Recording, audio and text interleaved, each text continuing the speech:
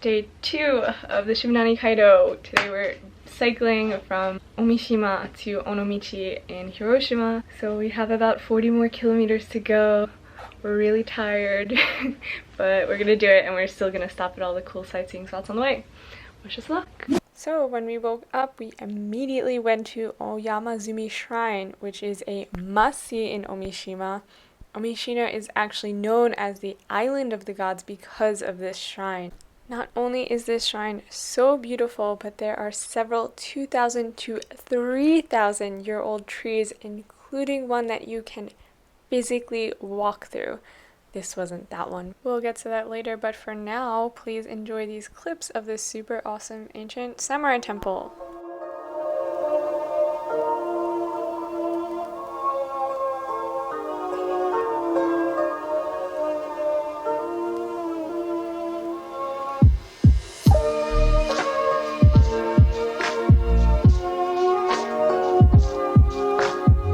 This is the tree that I mentioned earlier. It's 3,000 years old and considered a power spot in Japan. We said a quick prayer and kindly asked if the tree would share some of its wisdom with us before we walked through. Something about it felt super magical.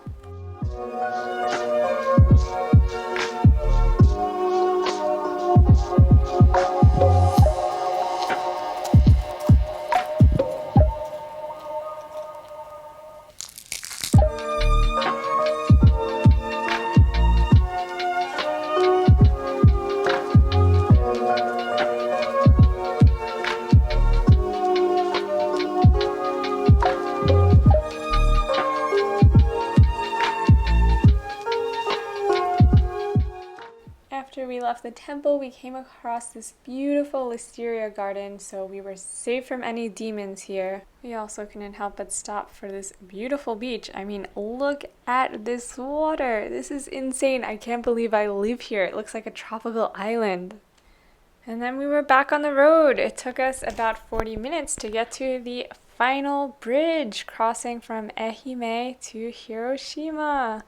The wind knocked over a fellow cyclist bike right onto me. I picked it up, and this was the view from that point in the middle of the ocean between Ehime and Hiroshima on Honshu. We made it all the way to Hiroshima.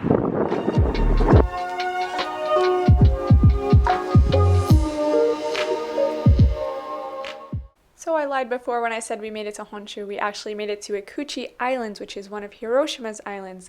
I know that can be confusing, so here it is on a map. The first thing we did when we got to Ikuchijima was go to the famous Kosanji Temple. It was built in 1936 by a successful businessman who was inspired by the devotion to his mother. So please enjoy the clips of this beautiful temple. It was my favorite temple that we saw on the cycle.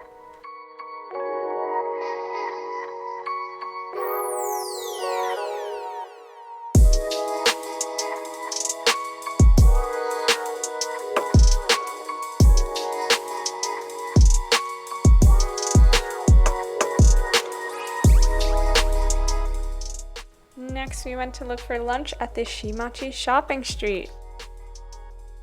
This friendly cat enticed us into this shop, which ended up being an amazing lunch place. It was a repurposed yubin kyoku, or old post office from the early 1900s.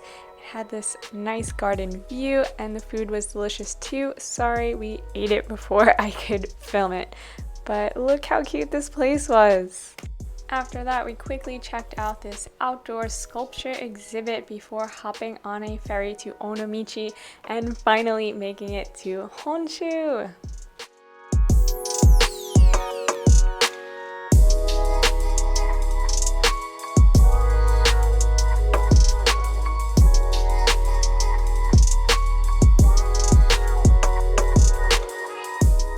Once we arrived in Onomichi, it was time to say goodbye to our bikes. The drop-off process was super seamless and easy. We basically just had to sign the paperwork. Finally made it to Honshu. We just returned our bikes, and now we're going to explore Onomichi. In Onomichi, we stayed at an artist guest house called Anago no Nedoko. This guest house was founded in 2012 as part of a vacant house renewal project. The staff is entirely made up of people from the Housing Renewal Project nonprofit organization. So artists, students, homemakers, architects, cartoonists. The rooms were super affordable. This one was just 3,300 yen, or about $30 USD per night.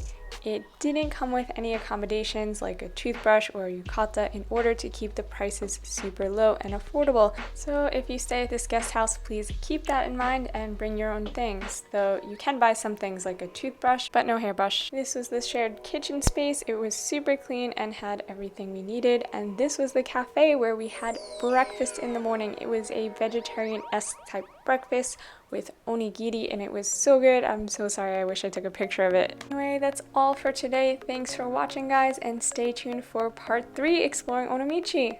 See you next time!